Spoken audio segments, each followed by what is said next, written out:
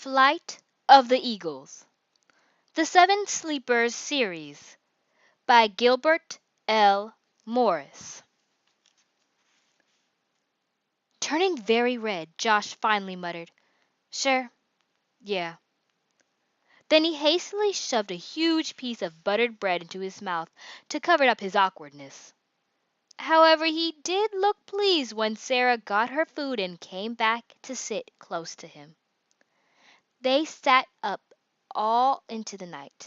The fire and the danger seemed to make them all feel very close. For 2 days they rested, keeping careful watch for the Sanhedrin.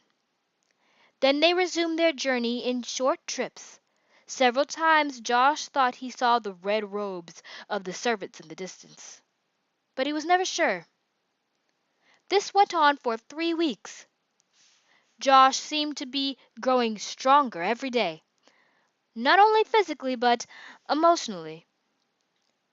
His terrible self-consciousness faded. It was Josh, more often than not, who made the decision to go forward or to camp. One morning at breakfast, Crusoe made the inevitable announcement. "Well, food's all gone, but we'll be at the spot by early afternoon if all goes well."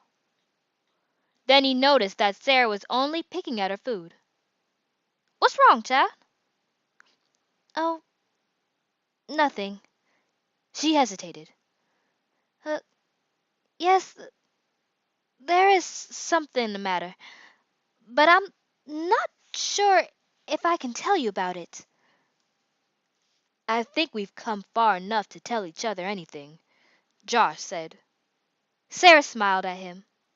"Well, all right. After you all went to sleep last night a man came into the camp. Immediately they all protested that it could not be. 'Impossible! Can't be! We all would have heard it,' and so on. You all were asleep, sound asleep, and I almost was, but then I looked up and there he was, right in front of me, with his back to the fire." She paused, and thought for a moment, her face intent. "The funny thing was, I wasn't afraid. There he was, a murderer for all I knew, and yet I had the strangest sense that he was safe. That's the only way I can put it." "Did he say anything?" Crusoe asked. "Yes," Sarah nodded. "First he said, 'Sarah, don't be afraid.' Then he said, 'When all fails, trust your heart.'" Matt threw his hands in the air and barked. "Just what we needed! Another mystical prophet sprouting poetry." "Hush, Matt!" Crusoe commanded. "Did he say anything else?" "Well, I asked him his name. He said, just before he faded into the trees, 'Very soon will you know my name.'"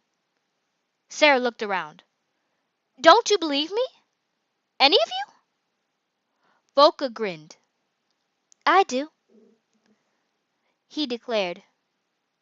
"So do I," cried Tom, who had so much affection for Sarah that he would have believed her if she had said that the sun was made of toffee.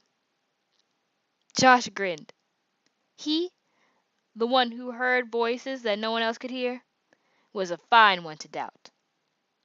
"I believe you, Sarah." Crusoe warmly added, "We all do." Matt made a show of protest. "Humbug! The last dwarf I knew who trusted his heart died in a lunatic asylum." Nevertheless, he winked slyly and gently pricked Sarah's arm.